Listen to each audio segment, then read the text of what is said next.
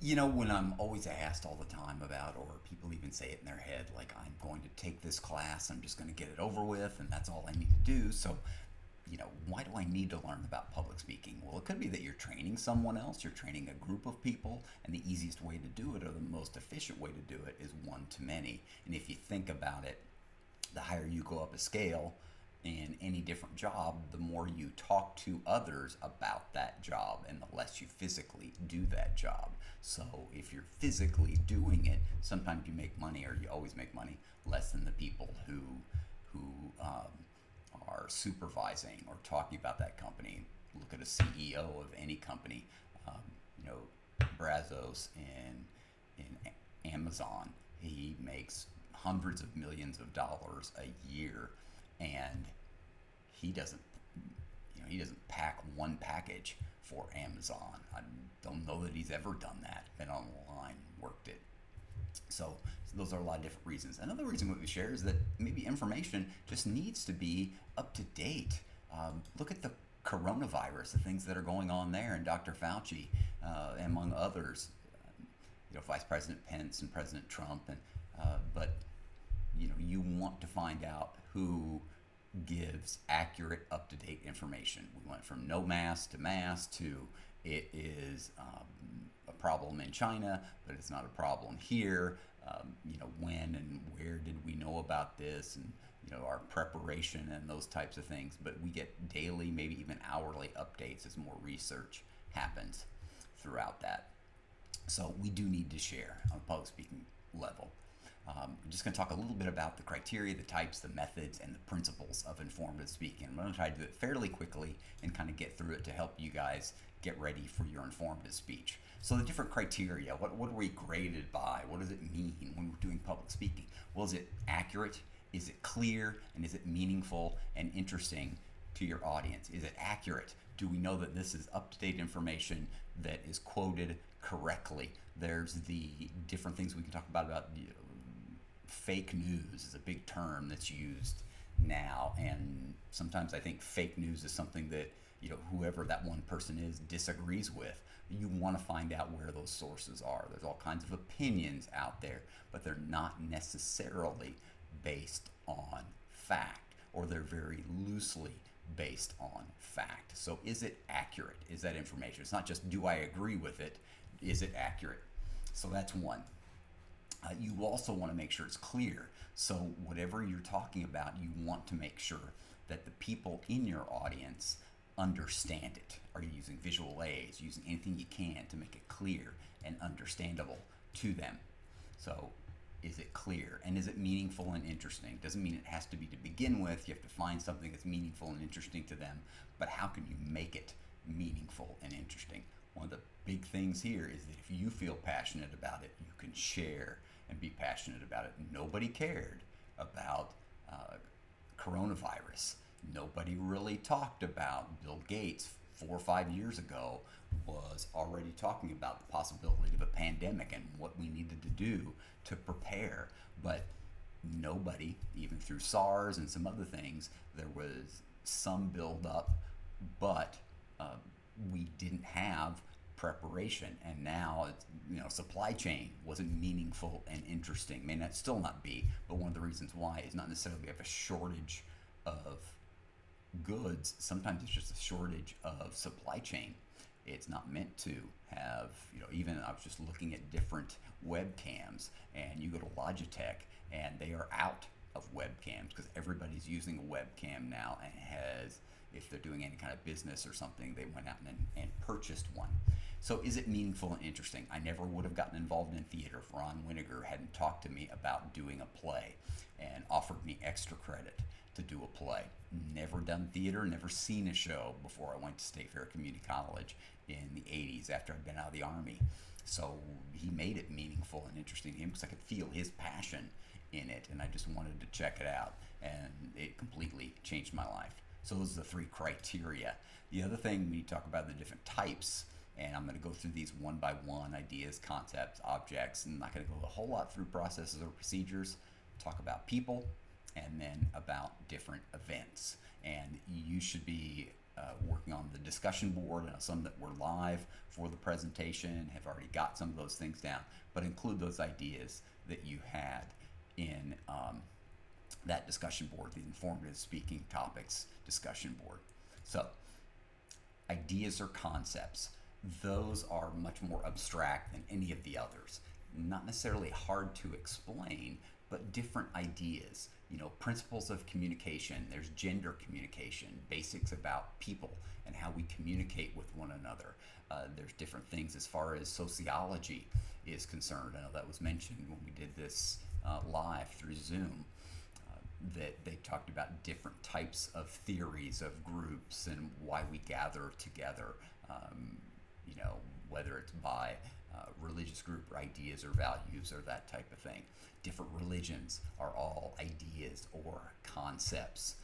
Any type of religion you want to break down, obviously in a 6 to 8 minute speech, you're not going to talk about all of Christianity, but you could talk about some differences. Now, remember in here, you want to, if you're going to state your opinion in anything, you always need to state that it's your opinion. In an informative speech, you're just trying to inform us about the topic. So if you were talking about, as we get into later on, different events, or the presidential election would be an event that's coming up. So if you are going to vote for,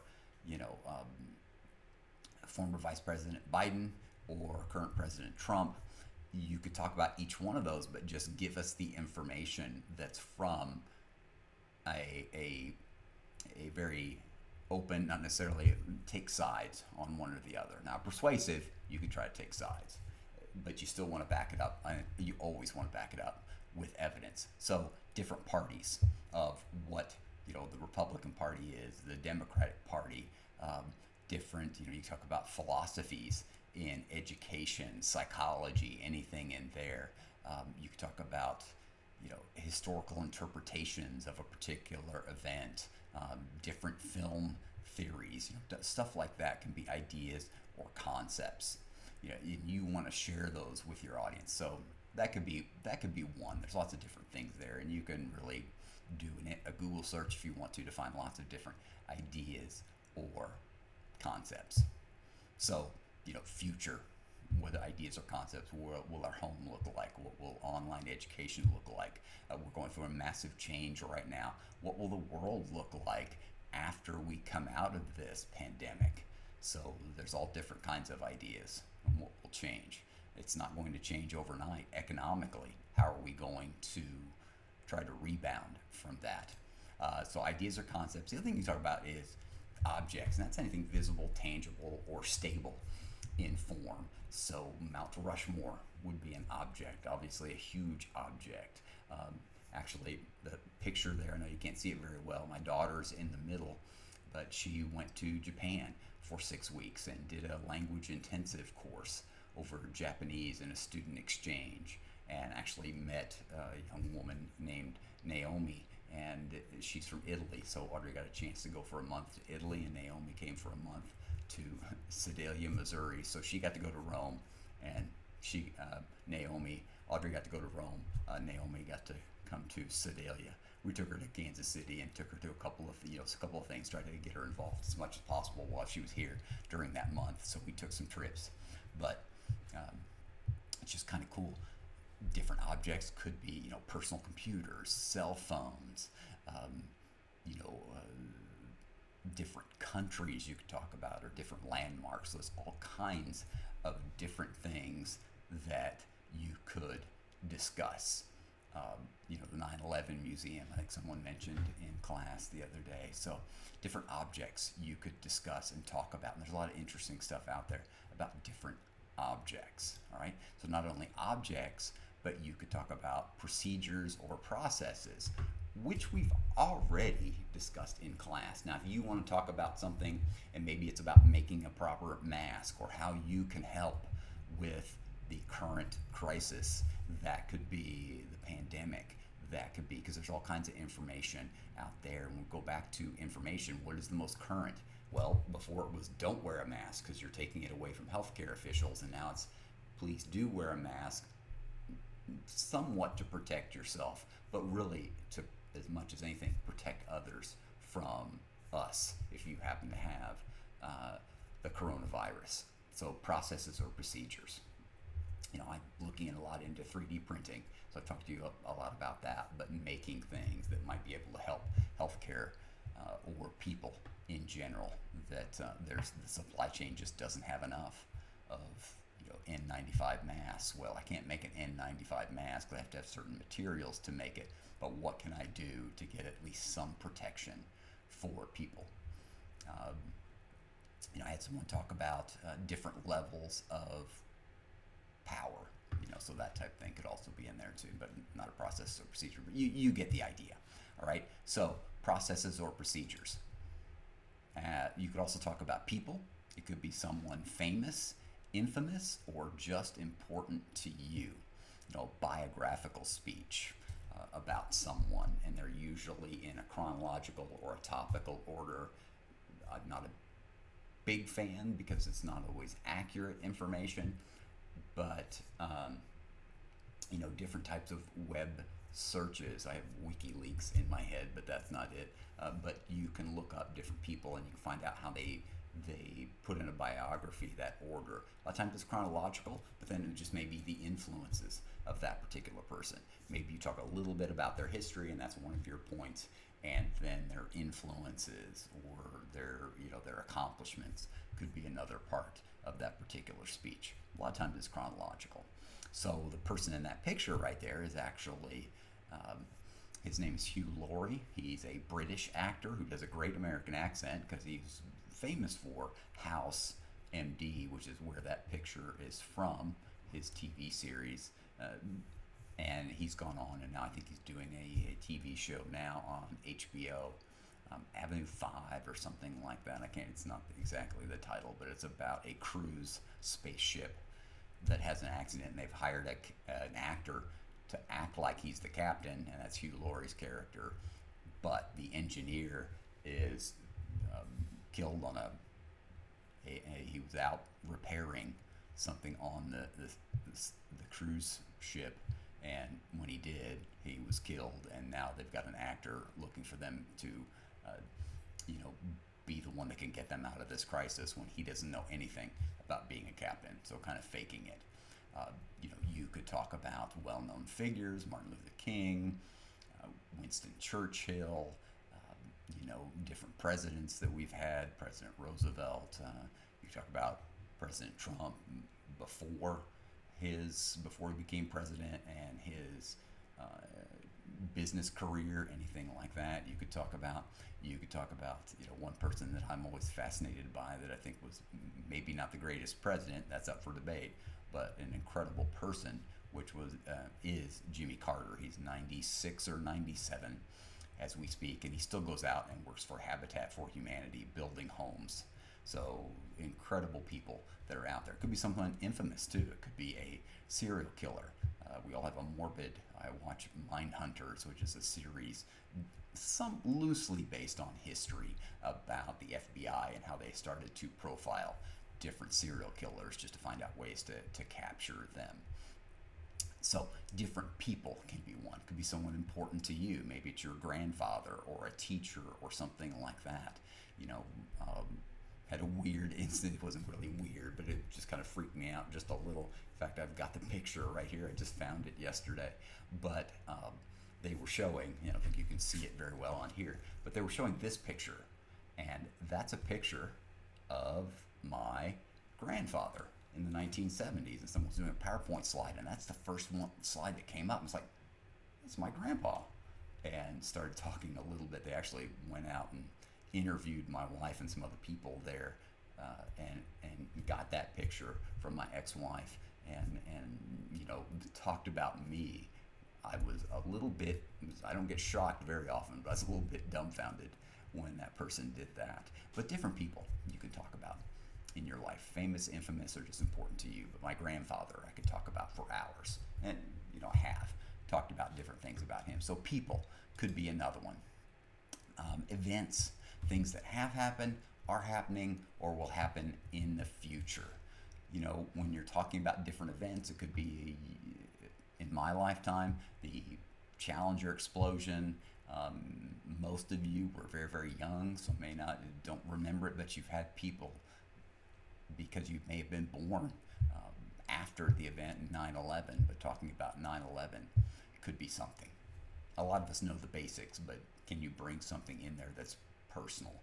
Maybe some experiences that your parents had at 9/11. 9/11 was like Pearl Harbor for my generation and even younger generations, but and older, obviously. But it is something that I know exactly where I was at 9/11. I was in an interpersonal communications class, and I was in room 60 in Stoffaker, and I walked to my office to go grab something, and my my ex-wife was calling me on the phone and said, "Have you been watching TV?" And I said, "No, I've been in class," and told me about 9/11, and we all just kind of stopped class right there and ran out and looked at the TV to find out what was going on. The first tower had been hit. It was a 9 a.m. class. First tower had been hit, and I saw live on TV the second plane going into the second tower. So different events. It could be theater events or different events that have been that were scheduled for the future. Heck, I'm talking about doing maybe Spamalot in summer of 2021, which is supposed to be my retirement show since I'm retiring this year. But different events that have occurred that are important, or maybe even ones that we don't even think about, but it was incredible. The Super Bowl, which was just won by the Chiefs. Hopefully, I can use this video in the future and I can change it to the Super Bowls that the Kansas City Chiefs have won. Hey, let's go for 5 or 6 in a row. What the heck? I've been, I went 50 years since the last one, and I was a Vikings fan then. So different events could be one. By the way, we're talking about people, you could talk about athletes, you could talk about, but if they've done something, not only sporting wise, but dedication otherwise. So giving us a history of them. I don't necessarily want, does anybody necessarily want in your audience a list of statistics? Tell us about the person. And if you give a statistic, make sure that you give us the implication of that stat. So different speeches about events could also be beneficial and helpful to us. Even job interviews could be an event. I mean, there's so many things that you could talk about that you shouldn't have a problem with. And everybody always does, but shouldn't have a problem with. I can't find a topic because there's all kinds of things you can think about. The problem is it's so wide open. So now that we've talked about the events and the different types of, let's talk about some methods. First of all, as you're looking at this slide, it says defining.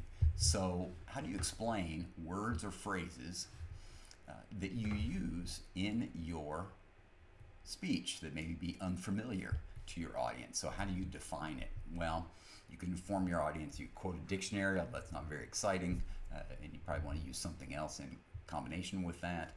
You can identify the origin of that particular word.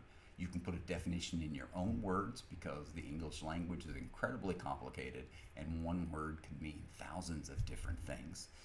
You can define it with examples, using examples of different things that we've talked about or you were talking about.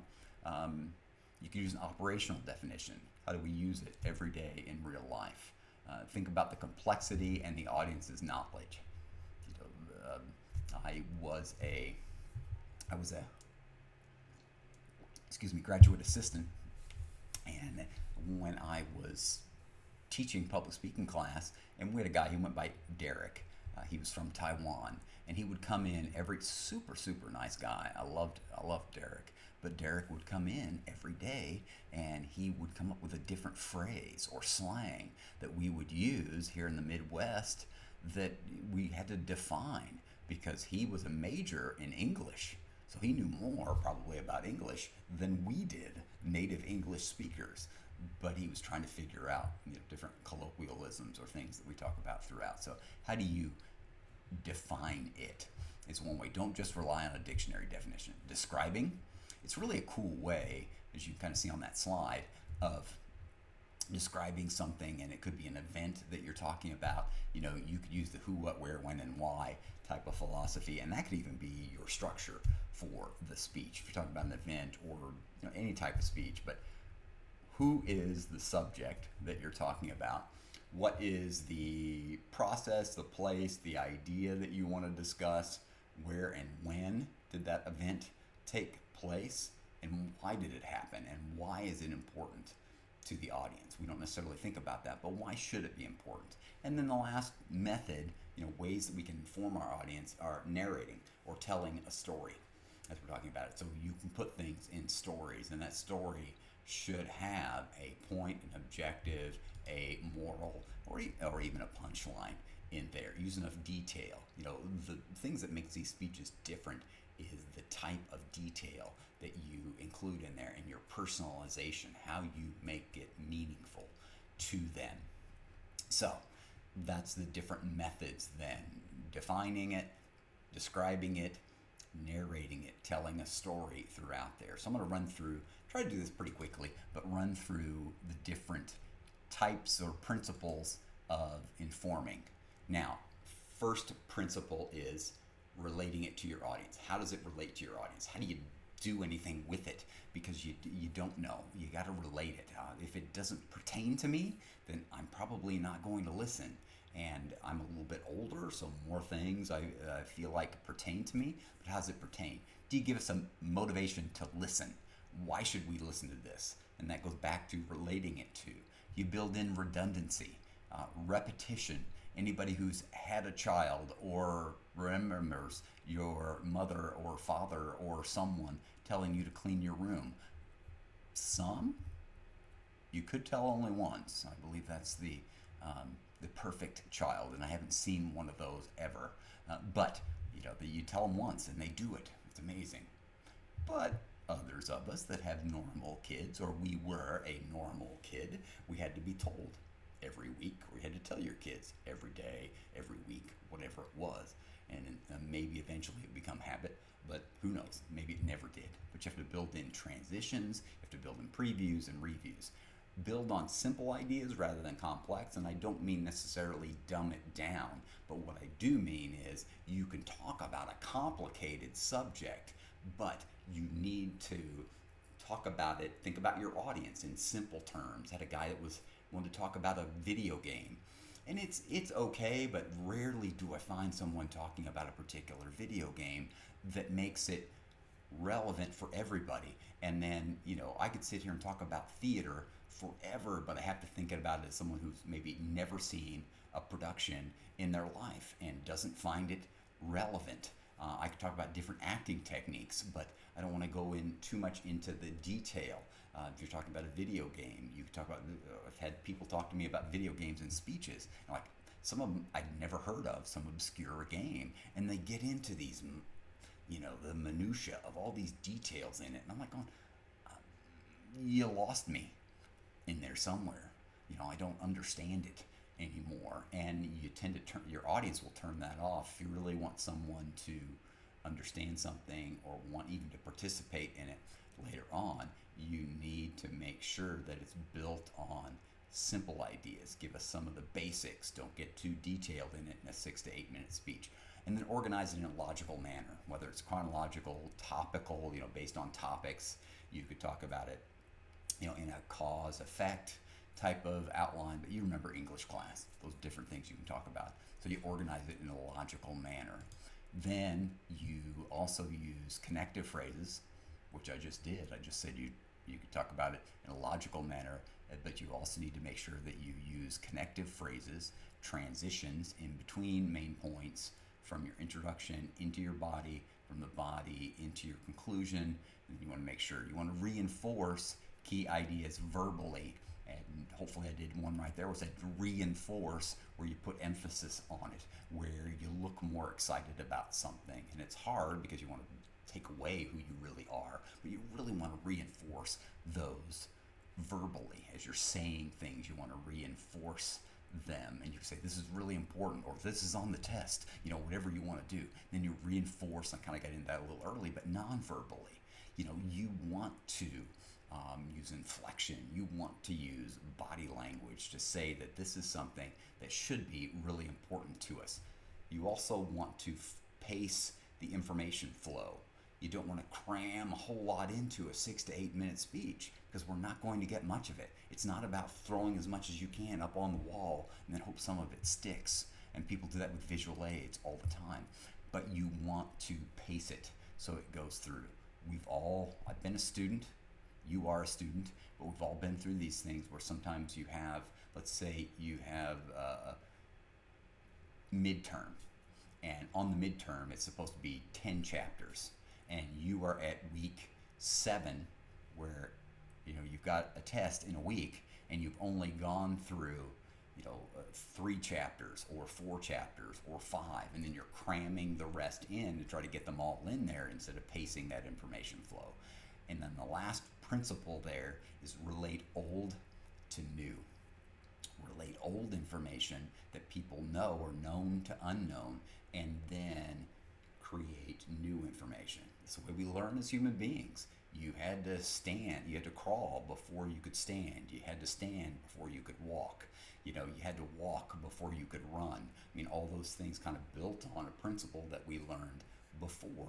Relate it to us, and then that way we can help understand it. I don't expect people to automatically in the Midwest be excited about theater, because most people go watch hopefully maybe a good high school show, but a lot of times it got taught by an English instructor.